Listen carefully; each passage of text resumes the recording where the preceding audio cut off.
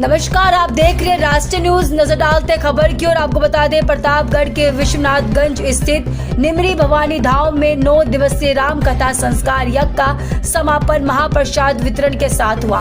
भक्तों को पूरी, हलवा और सब्जी का प्रसाद वितरित किया गया। पूर्व मंत्री मोती सिंह के पुत्र नंद्र सिंह ने भी राम कथा में शिरकत की। तो वही आपको बता दें, कथावाचक ने श्री राम के जीवन से जुड़ी प्रेरक कथा सुनाई।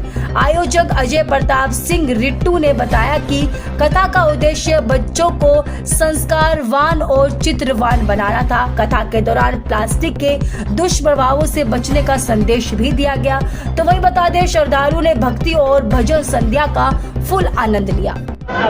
ये कार्यक्रम निमरी भवानी धाम पर उनके आंचल में और इस विशाल काय बरगद देव के छांव में रह करके हम सब ने मिल करके, हमारे पूरे ग्रामवासियों ने, हमारे साथियों ने, हमारे रिश्तेदारों ने, चाहे वो यहाँ पर हो, प्रदेश में हो, चाहे देश में हो, चाहे विदेश में हो, सब ने मिल करके एक संकल्प लिया है कि हम सब लोग राम कथा के माध्यम से संस्कार यज्ञ करेंगे।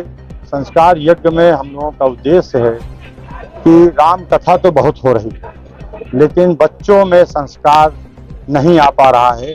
हमारा पूरा उद्देश्य इस प्रथम सोपान का यही है कि हमारा बच्चा घर का संस्कारवान हो जाए, चरित्रवान हो जाए, अनुशासित हो जाए। उसी कड़ी में आज प्रथम सोपान हम लोगों ने प्रारंभ किया। इस कार्यक्रम को सफल बनाने के लिए हमारे यहाँ हमने जो कथावाचक, राष्ट्रवादी कथावाचक पंडित सच्चिदानंद त्रिपाठी जी वाराणसी से पधारे हैं, वो इस कार्यक्रम को सफल बनाने में बहुत उनकी मैं कितनी चरणों को कोट को नमन करता हूँ, चरण करता हूँ। उन्होंने पूरा प्रयास किया हमारे इस संकल्प को पूरा करने में। इस संकल्प में हम सब लोगों ने मिल करके सभी बच्चों के साथ में गौशाला में गए। गौशाला में हम लोगों ने पूजन किया, उनको भोग लगाया। वहाँ पर उनकी छाया की व्यवस्था के लिए पौधारोपण किया, बरगद का, पीपल का, नीम का, पाकड़ का।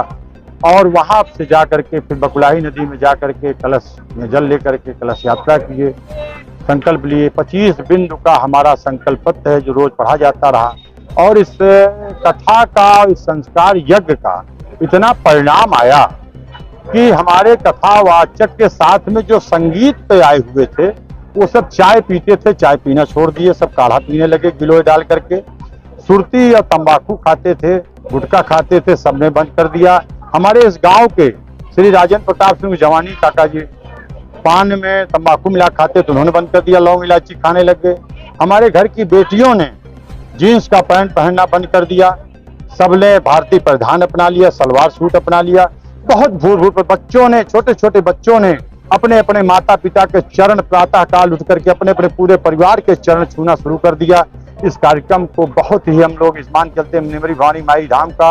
और इस बरगद देव, विशाल काय बरगद देव की इतनी कृपा बनी, श्री हनुमान जी की इतनी कृपा बनी, पूजनी माता पिताजी की इतनी कृपा बनी, हमारे शुभचिंतकों के, हमारे दोस्तों के, रिश्तेदारों की, नातेदारों की, दोस्तों की इतनी कृपा बनी। ये कार्यक्रम आज मैंने इसको सफल घोषित कर दिया, सफल हुआ।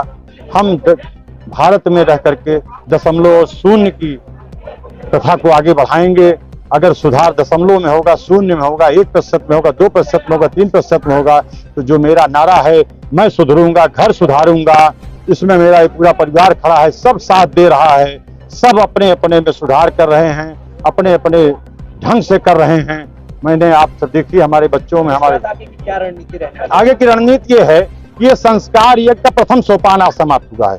फरवरी में यहीं बगल में अंतपुर गांव में माता काली मंदिर पे इस संस्कार यज्ञ का 1 फरवरी से लेकर के 9 दिवसीय कार्यक्रम फिर चलेगा।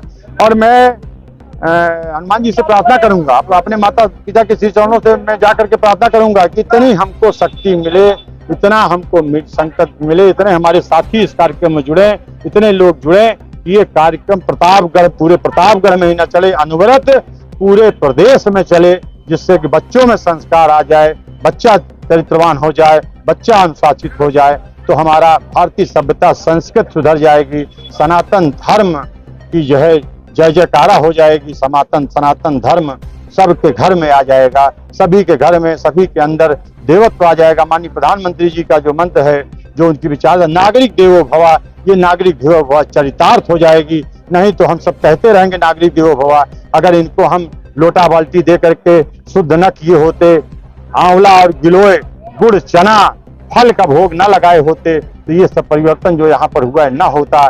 मैं भी सबसे हाथ जोड़ करके पूरे प्रदेशवासियों से, पूरे देशवासियों से विनम्र निवेदन करता हूँ कि राम कथा तो कराइए, लेकिन संस्कार यज्ञ कराइए।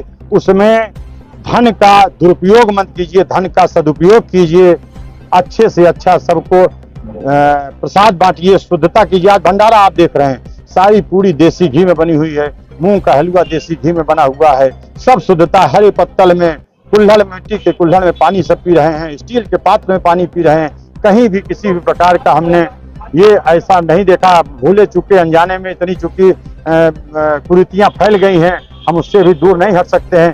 फिर भी बहुत ही हमने प्रयास किया है कि हमने बैठाल करके भोजन कराया है। सब हमारे देवी देवता हैं, सब मेरे देवतुल्य हैं। इनको मैं भोजन, इनको मैं प्रसाद अगर शुद्ध कराऊंगा तो हमारे जो देवी देवता यहाँ बैठे हुए हैं मूर्ति के रूप में, वो प्रसन्न हो जाएंगे कि आपने साक्षात देव को भोग लगा दिया। हमको लगाओ या ना लगाओ, अपने माता पिता को लगाओ, अपने परिवार को लगाओ, अपने ग्रामवासियों को लगाओ, अपने समाज के लोगों को लगाओ। यही मेरा उद्देश्य है, यही मेरा कहना है। क्या नाम है आपका? अजय प्रताप सिंह रिंटू।